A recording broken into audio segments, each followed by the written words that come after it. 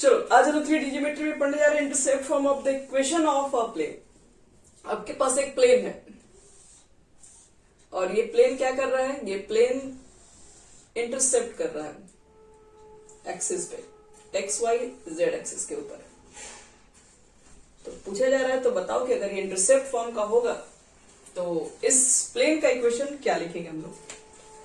तो अगर आपके पास कोई भी प्लेन है तो आप सिंपल सा इक्वेशन इतना तो लिख ही सकते हैं, ax plus B Y plus C Z plus D is equal to 0। ये इक्वेशन ऑफ प्लेन है।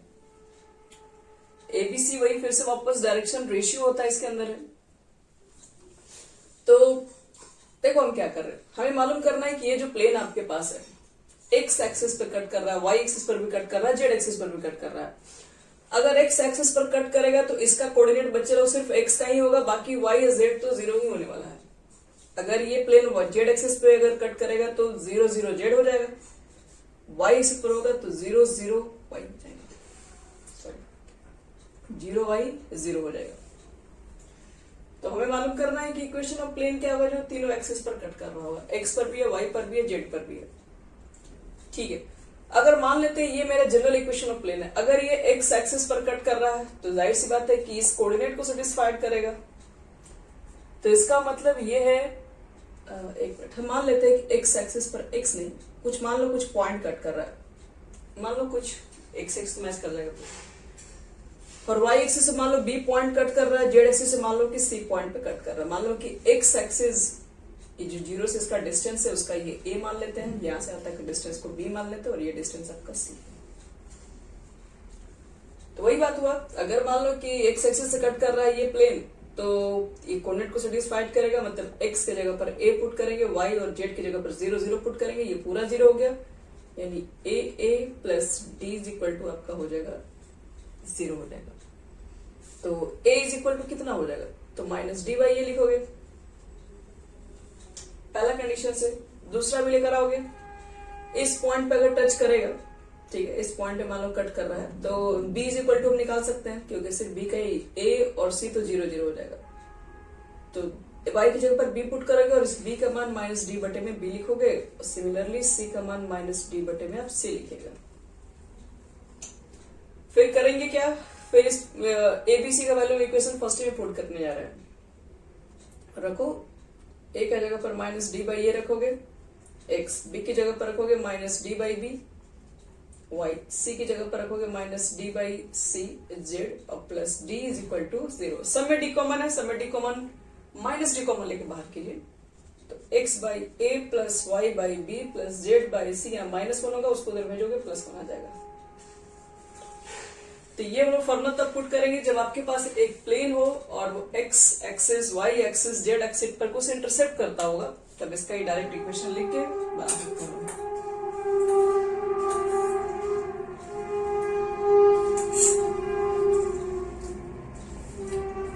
चलो इस पे क्वेश्चन दिखाते हैं।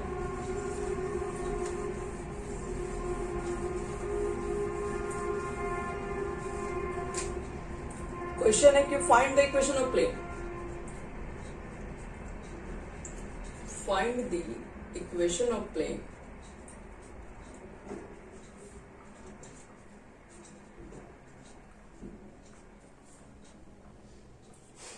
with intercept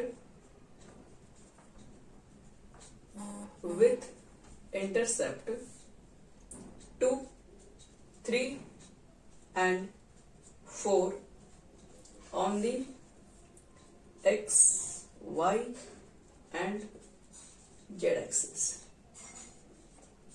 respectively। चलो आपको एक इक्वेशन ऑफ प्लेन बताना है, जो इक्वेशन आपका 2 3 4 काटता है एक्स वाई जेड एक्सिस पे। तो इसमें कुछ ज्यादा मेहनत नहीं करना बच्चे लोग। एक्स एक्सिस पर 2 इंटरसेप्ट कर रहा, वाई पर 3 और जेड पे ये, तो the required equation of plane लिख देना।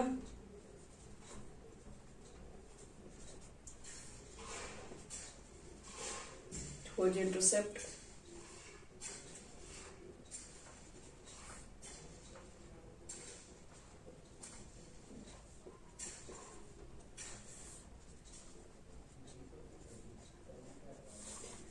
खोज इंटरसेप्ट लिख देना होगा 2 3 4 and for with X Y and Z axis is, X पे 2 कट कर रहा है, वाई पे 3 कट कर रहा है, जेड पे 4 कट कर रहा है, सबको जोड़ के 1 लिख देना है बस। और इसको सॉल्व करोगे, एलसीएम वगैरह निकालोगे तो एलसीएम हो जाएगा इसका 12, तो 2 6 जा 12, 3 4 जा 12 और 4 3 जा 12। इसको उधर भेज दीजिए, यही आपका आंसर हो जाएगा। 6 6 4 y 3 z is equal to 12।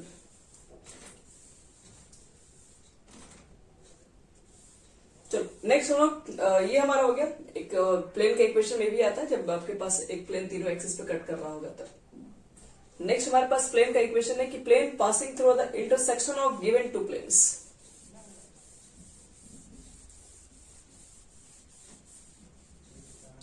Next लिखो थ्योरम हमारा, प्लेन passing through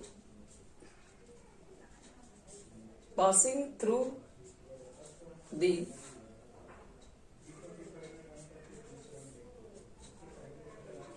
intersection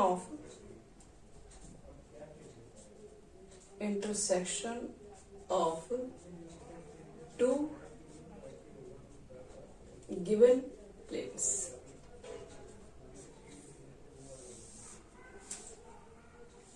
यानी कि एक ऐसा प्लेन जो कि दो प्लेन के इंटरसेक्शन से पास होता है, उसका बताना इक्वेशन क्या होगा। एक प्लेन ये है, दूसरा प्लेन ये है, और जो तीसरा प्लेन है आपका,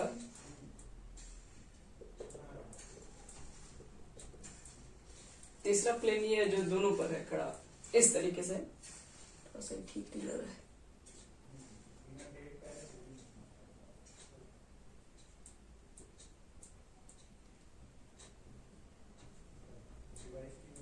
कुछ इस तरीके से ये दोनों के इंटरसेक्शन से मान लो ये प्लेन पास हो रहा है। ऐसे सिंपल से हम लोग एग्जांपल ले सकते हैं। जैसे मान लो कि यही मेरा, मान लो कि ये क्या है, ये एक प्लेन है इधर वाला, एक प्लेन ये भी है, और ये जो प्लेन है ये दोनों के मतलब इंटरसेक्शन का मतलब ये दोनों प्लेन इस पॉइंट पे कट कर रहा है। अगर हम इस कॉपी पेज को निकाल दें तो ये दोनों प्लेन इस मतलब ये पूरे आपको कह सकते हैं ये इंटरसेक्शन ऑफ लाइन दिख रहा है। दो अगर कट रहा प्लेन तो एक लाइन ही तो बनेगा, यहाँ पे पॉइंट नहीं बनेगा। ये इंटरसेक्शन है दोनों का, तो इस इंटरसेक्शन से क्या हो रहा है, एक नया प्लेन पास हो रहा है। ये तो इस प्लेन का निकालना है कि इक्वेशन क्या होगा। आओ देखते हैं, यही है यहाँ पर, ये जो ऊपर है, तो उस प्लेन का इक्वेशन क्या होगा। तो ऑलरेडी आपके पास दो गिवन प्लेन का तो पहले से इस क्वेश्चन में इक्वेशन देना चाहिए। इस प्लेन का मानते हैं इक्वेशन आपके पास है R मान लो, N1 मान लो इज इक्वल टू D1 मान लो। दूसरा वाला प्लेन का इक्वेशन ले रहे हैं, R मान लीजिए, N2 मान लीजिए इज इक्वल टू D2 मान लीजिए। अगर इसके बीच का इंटरसेक्शन ऑफ अगर प्लेन निकालना होगा तो इसमें क्या करना पड़ता है, दोनों को ऐड करना पड़ता है। यानी ऐसे R1 या R1 नहीं सॉरी R N1 और इसको लिख सकते हो और प्लस N2 और D1 प्लस D2। ये दोनों प्लेन वाले के पार्ट को इधर छोड़ दीजिए, बाकी कांस्टेंट को दोनों को एक साइड से ऐड कर दो। मतलब दोनों इक्वेशन को एक तरीके से हम सिंपली ऐड ही कर दिए। तो इसके बाद क्या करते हैं हम लोग इसके अंदर, सॉरी एक मिनट, हम लोग सिंपली ऐड नहीं करते, दोनों को हम लोग लेमडा के साथ ऐड करते हैं। R ले लो डॉट N1, इसको हम कह रहे इधर ही लेके आइए, माइनस D1 अब plus lambda R N2 minus D2 और कुल मिला के लिख देना होगा तुम लोग को 0। ये होता है अगर मान लो कि दो प्लेन दिया रहेगा, उसके बीच से इंटरसेक्शन पे अगर एक नया प्लेन अगर पास हो रहा होगा तो उस प्लेन का इक्वेशन हमको इस फॉर्म में लिखना होगा। अब क्या करो कि दोनों प्लेन को ऐड कर देना विथ अ लेमडा, एक लेमडा के साथ। लेमडा कोई भी स्केलर क्वांटिटी हो सकता है। हम इसको चाहेंगे तो थोड़ा और भी सिंप्लीफाई कर सकते हैं। दोनों में आर आर है, आर कॉमन ले सकते हो, आर निकालोगे तो यहां से बचेगा वेक्टर N1, यहां से बचेगा लेमडा वेक्टर N2। फिर देखिए यहां से आप चाहेंगे यहाँ पे माइनस D1 है, माइनस D2 है, ये भी है। अब दोनों माइनस है, उसको उधर भेज देना, दोनों प्लस में हो जाए। इधर भेज देंगे अगर तो इधर प्लस d1, इधर जाएगा तो ये लेमडा d2। तो ये भी इक्वेशन हो सकता है। तो इंटरसेक्शन से पास होने वाले याद रखिएगा, कभी भी अगर प्लेन का इक्वेशन लिखना होगा तो करना क्या होगा, इसके अंदर दोनों इक्वेशन को एक ऐड कर देना है। एक को तो ऐसे लिख देना है, दूसरे वाले को जब भी लिखोगे कोई भी लेमडा के साथ लिखोगे।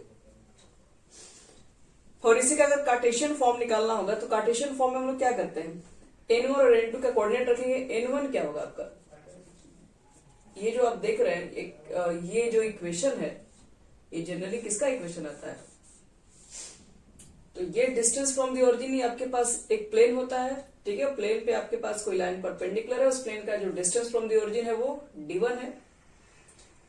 तो n1 इज इक्वल टू कितना मान सकते हैं, a1 कर दो क्योंकि n1 इंटू भी है, a1x a1 आई जी की तरह मानना है, a1i b1j c1k, और ये हो जाएगा b1i सॉरी a2i b2j और c2k। n1 n2 और r वेक्टर की जगह पे मालूम है क्या पुट करना होता है, r वेक्टर की जगह पे हम लोग को xi yj z के रखना होता है। ये टोटल वैल्यू को अगर रख दिया जाए ऊपर में तो फाइनल जो सॉल्व करके लाओगे वो इक्वेशन बनेगा, वो लिख दे रहे हैं। ax1 by1 cz1 और ये जो आपका लेमडा होगा वो इधर ही आएगा minus t1, ax2 by2 cz2 minus d2 और कुल मिला के हो जाएगा कितना उधर 0। बस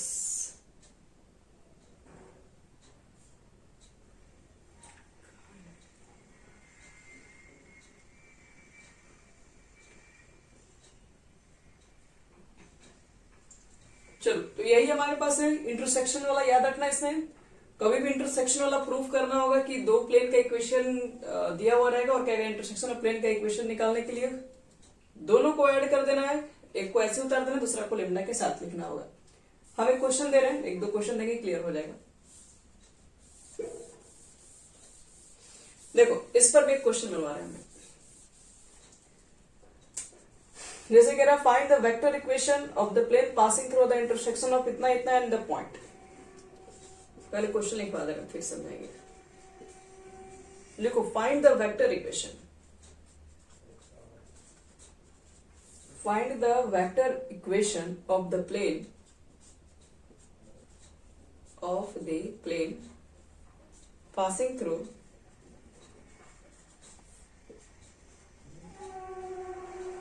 passing through the intersection of plane.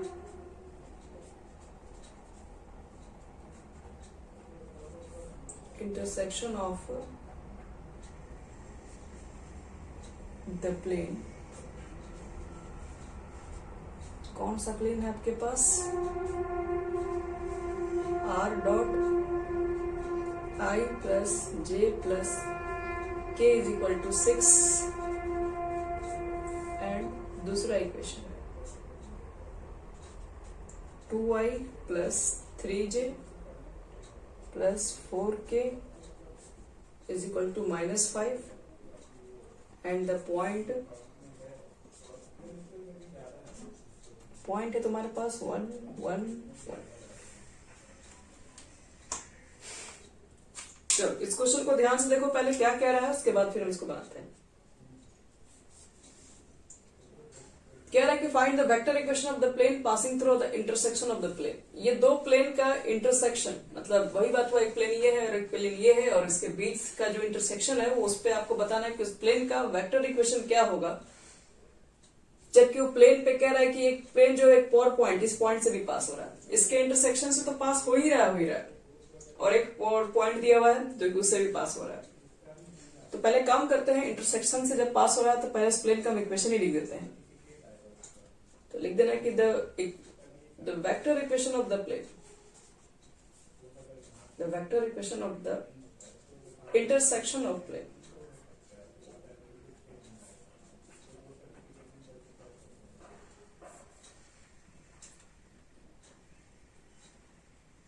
through the कौन सा है वही लिख दीजिएगा। तो इसको पाई 1 मान सकते हो प्लेन को, दूसरा प्लेन को पाई 2 मान लो। Through the plane pi 1 and pi 2 H क्या हो जाएगा, इस प्लेन को लिखोगे जो बताए थे अभी हम,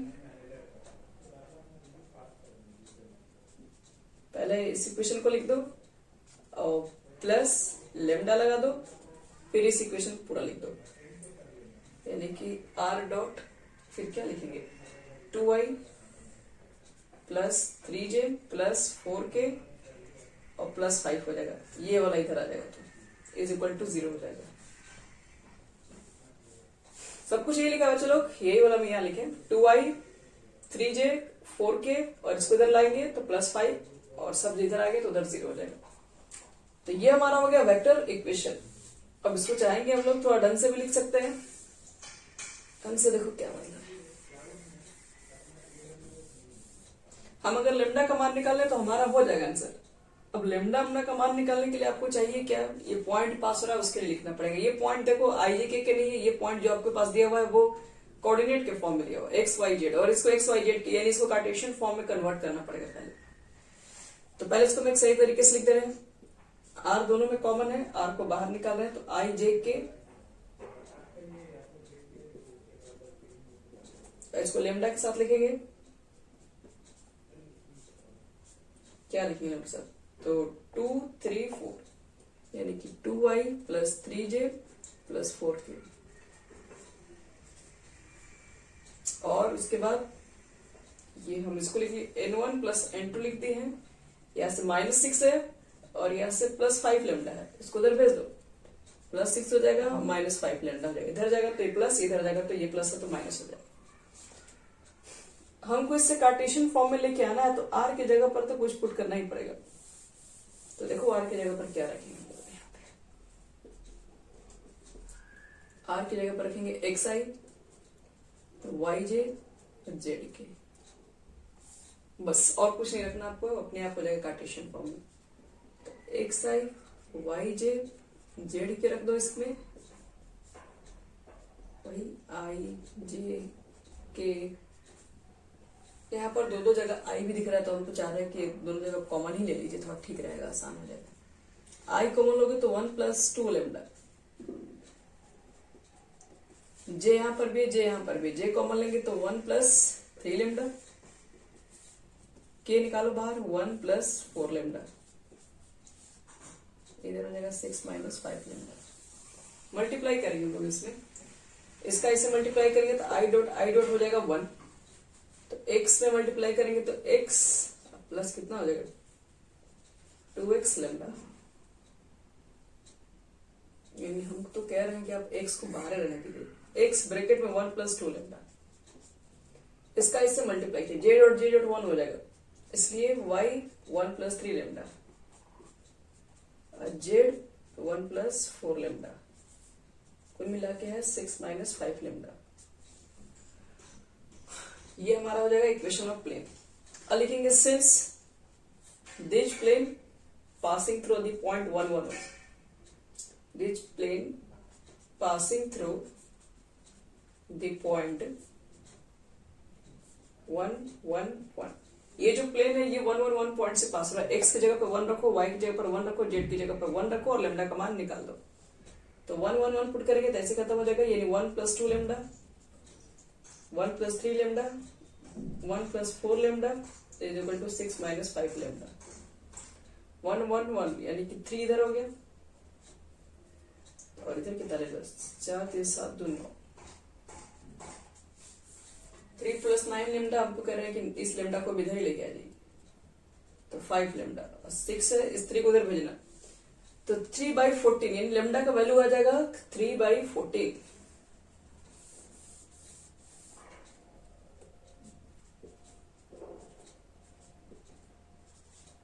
लेमडा। और लेमडा का मान कहाँ पुट कर दोगे, वही वेक्टर और जो इक्वेशन था जहां लेमडा था वहां पुट कर दीजिए, वही आपका इक्वेशन बन जाएगा।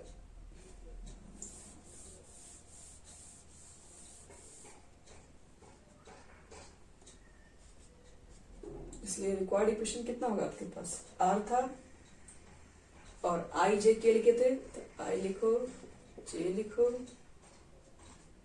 के लिखो और यहाँ लेमडा का वैल्यू पुट किए थे तुम लोग, फिर ये दूसरा वाला वेक्टर का मान रखे थे 2i 3j 4k is equal to कितना था यहाँ पे 6 माइनस कितना लेमडा था 5 लेमडा का मान रख दो, बस वेक्टर वाला इक्वेशन में डाल दो बच्चे लोग, जो आएगा हमारा यही आंसर बन जाएगा। 14 से कर दो, इसमें मल्टीप्लाई वगैरह कर दो, एलसीएम ले लो, 14 दोनों तरफ से कैंसिल ही हो जाएगा। ठीक, कितना हो जाएगा 14 और 3 2 6, तो 14 में से 6 घटा दो, प्लस घटेगा कि जुटेगा, जुट जाएगा। 14 प्लस 6 है 20 आई हो जाएगा। ये हो गया 14 और ये हो गया 3 3 9, 14 और 9 23 जी, ये हो गया 14 और ये हो गया 12, 14 12 26 और बटे में आएगा 14, यहां देख लो 14 में से 15 निकालिए, एक मिनट,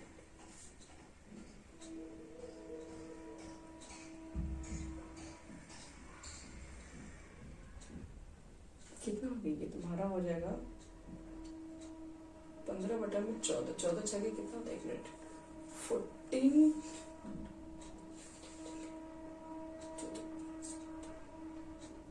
84 में से 15 निकाल दो, 14 लिख दो और नीचे वाला 14 दोनों से कैंसिल हो जाएगा। 20 आई 23j 26k और ये आ जाएगा 79 और ये हो गया तुम्हारा पूरा आंसर। इस तरीके से अगर कभी भी इंटरसेक्शन वाला क्वेश्चन आएगा तो यही काम करना पड़ेगा। पहले तो प्लेन का लिख दिया क्वेश्चन जो इंटरसेक्शन फॉर्म में होता है,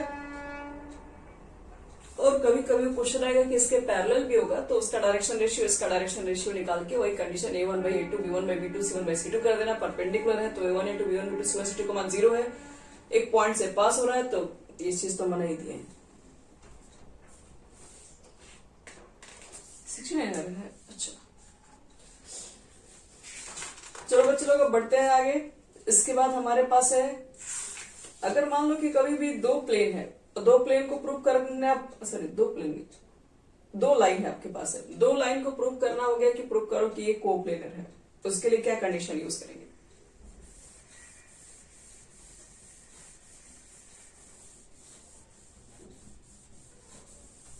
लिखो heading coplanarity of two planes, sorry of two lines.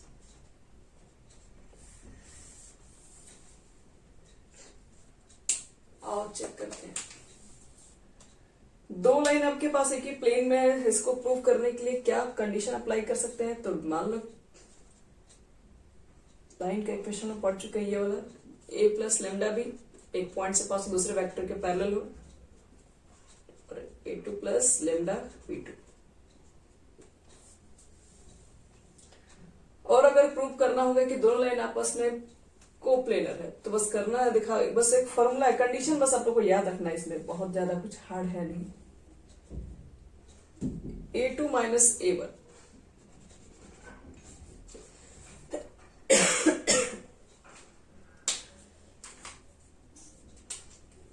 और उसको लेना, उसका डॉट प्रोडक्ट लेना आपको, किसके साथ है, b1 क्रॉस b2 के साथ।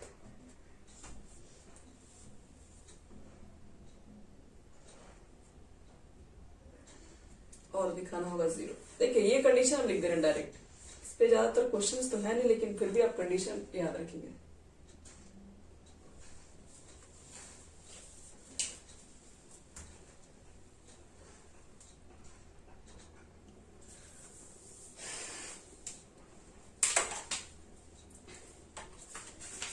और देखो इसमें अगर हमको इसी का अगर कार्टेशियन फॉर्म अगर प्रूव करना पड़े कि अगर मान लो कि कभी कभी क्वेश्चन आता है प्रूव कर, दोनों लाइन प्रूव करो आपस में कोलिनियर है, सॉरी कोलिनियर कर रहे हैं, कोलिनियर है तो आसान प्रूव हो जाएगा। कोप्लेनर अगर प्रूव करने के लिए आएगा तो कोप्लेनर का मतलब होता है कि आपके पास जो दोनों लाइन है वो एक ही प्लेन में है, एक ही प्लेन में है, इसको हम लोग कैसे प्रूव करेंगे। तो हम लोग करते देखो क्या है कि इस पॉइंट से हम लोग जानते हैं कि एक क्या बोलते हैं, ये अगर एक लाइन का इक्वेशन है तो ये लाइन का इक्वेशन है तो एक पॉइंट से पास हो रहा है, मान लो ए पॉइंट से पास हो रहा है, और दूसरा जो लाइन है वो मान लेते हैं बी पॉइंट से पास हो रहा है। तो हम लोग क्या निकालते हैं इसका, पहले ए बी निकाल लेते हैं। ए बी को मान लो कि एक ही प्लेन में लाइन ज्वाइन कर रहा है, और एक ही प्लेन पे मान लो कि ए बी निकल गया, और हम लोग क्या करते हैं, अगर एक ही प्लेन पर अगर होगा तो ये दोनों आपस में होना चाहिए डॉट प्रोडक्ट 0, यानी दोनों आपस में परपेंडिकुलर होना चाहिए। तो ये इसका हम लोग क्या करते हैं, B1 और B2 का रिजल्टेंट निकाल लेते हैं। खैर इसकी जरूरत आपको नहीं, बस कंडीशन में याद रखोगे तो चल जाएगा इसमें, क्योंकि क्वेश्चन वगैरह देखोगे कोप्लेनर पे एक भी नहीं है, एनसीईआरटी में तो खैर नहीं है, लेकिन हो सकता है अदर बुक में आपको दिखाई पड़ जाए कंडीशन। तो यही है कि कोप्लेनर के लिए क्या दिखाते हैं कि ये जो ए बी निकल के आता है, ए बी कैसे निकाला, वही ओ बी माइनस ओ लिखा हुआ है, और इसका जो रिजल्टेंट जो होगा उसका B1 और B2 का रिजल्टेंट क्या होगा, दोनों पर यहाँ से B1 क्रॉस B2 निकालोगे तो परपेंडिकुलर होगा, और कोप्लेनर होगा तो दोनों आपस में एक ही प्लेन पे परपेंडिकुलर होना चाहिए, इसलिए दोनों का डॉट प्रोडक्ट दिखाना पड़ता है 0 है।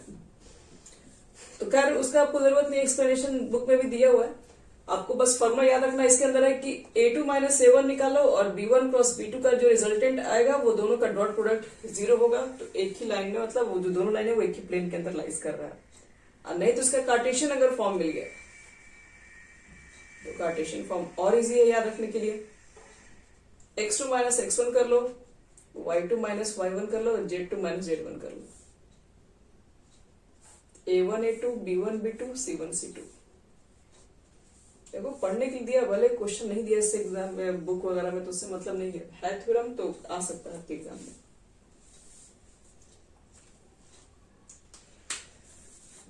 सर इस बार तो इसको निकाल भी दिया होगा। चलो बस इतना ही इसमें, और कुछ इसमें खास नहीं, खत्म हो गया ये पूरा। अगर कोप्लेनर की कंडीशन चेक करना होगा तब। अब इसके बाद आता है कोप्लेनर के बाद तुम्हारे पास एक लाइन और एक प्लेन के बीच का एंगल निकालने के लिए,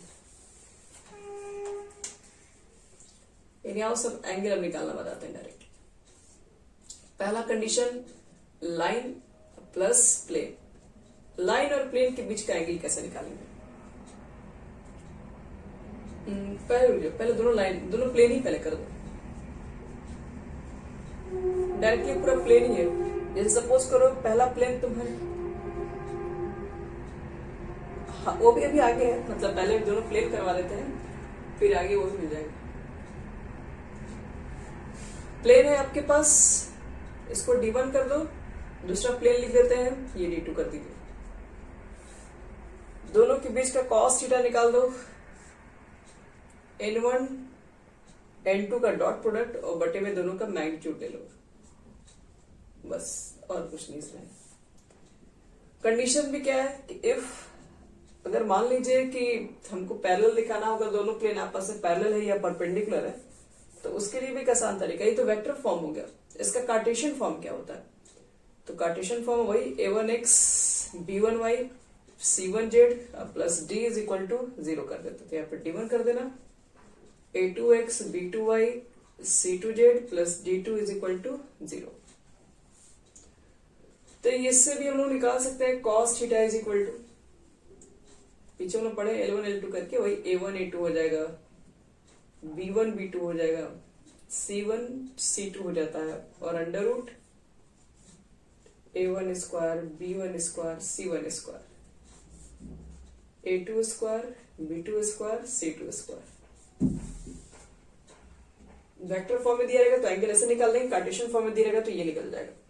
और हमें पता है कि अगर a1 a2 b1 b2 c1 c2 अगर 0 आ गया तो इसका मतलब होता है कि दोनों प्लेन आपस में परपेंडिकुलर है, मतलब हम इसको π1 प्लेन को नाम दे दें और ये π2 प्लेन को नाम दे दें, तो बोलिएगा π1 परपेंडिकुलर है π2 पर, और a1 by a2 equal to b1 by b2 is equal to c1 by c2 आ जाए, तो इसका मतलब है कि π1 पैरेलल हो जाएगा π2 के। बस ये दो कंडीशन ध्यान रखना होगा।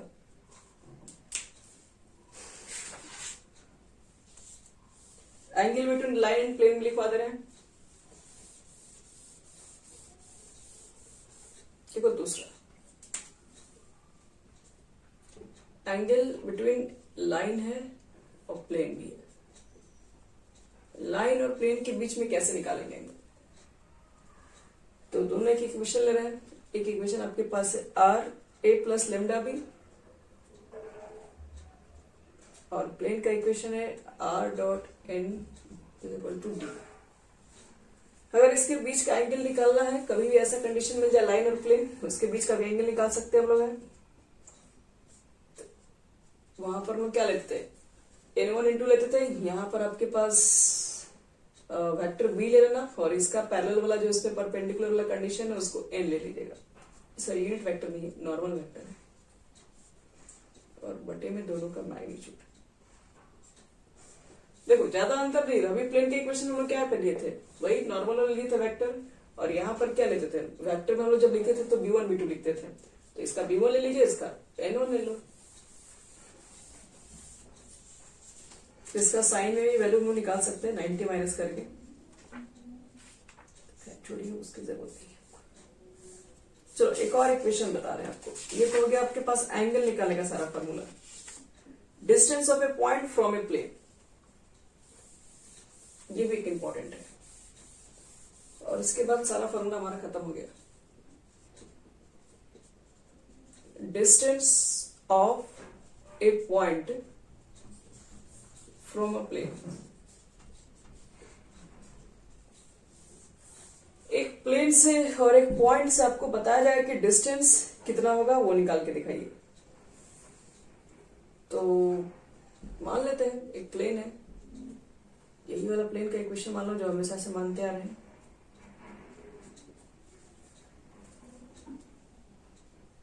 और एक पॉइंट ले लो, उस पॉइंट को कुछ भी मान लेते हैं, मान लो पॉइंट है, ये उसका पोजीशन वेक्टर निकाल दिए, तो ये। और आपको निकालना वो डिस्टेंस कितना होगा, तो डिस्टेंस के लिए देखो फॉर्मूला कितना दिया होगा।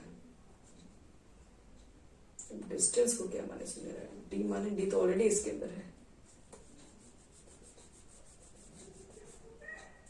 यहाँ पे डी ही लिख देंगे, कैपिटल डी, जिसका फॉर्मूला आपके पास होता है ए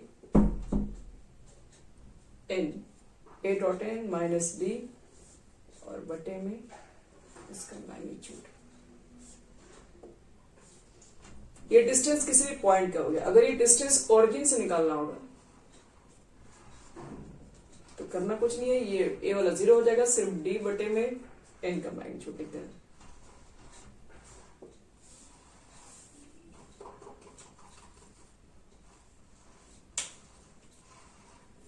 ये फॉर्मूला कब पुट करेंगे, जब हमारे पास एक पॉइंट दिया रहेगा और एक दे दिया रहेगा वेक्टर फॉर्म का प्लेन का इक्वेशन।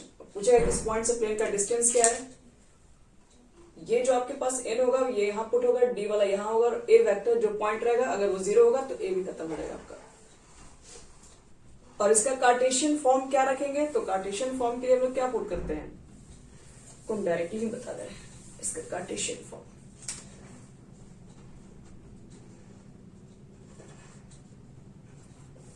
मान लो कि आपके पास ये इक्वेशन है ax by cz plus D जो भी इज इक्वल टू मान लो कि 0 है। ऐसा तो जनरली लिख दिया है कि इसको लिख दिया इज इक्वल टू डी, कोई फर्क नहीं पड़ता। देखो आगे पीछे मानो क्या फर्क पड़ता है, डिस्टेंस होना चाहिए पॉजिटिव आपका। तो देखिए यहाँ पर मान लिया कि कोई आपके पास जनरल इक्वेशन है प्लेन का, अगर हम लोगों को डिस्टेंस निकालना होगा तो हम लोग जो 2D में पढ़े थे 11th क्लास में, डिस्टेंस कैसे निकालते हैं, तो जो पॉइंट से निकालना होगा, मान लो पॉइंट x1 y1 z1 है, तो x की जगह पर पुट कर दो x1, y की जगह पर पुट कर दो y1, z की जगह पर पुट कर दो z1, इसको इधर लेके आइए। और फिर क्या करेंगे हम लोग, a square b square c square, ये तीनों को स्क्वायर करके ऐड कर देते हैं। तो ये हो गया तुम्हारा कुल मिला के 3D का सारा फॉर्मूला कंप्लीट। ये डिस्टेंस हो गया एक प्लेन और एक पॉइंट के बीच का।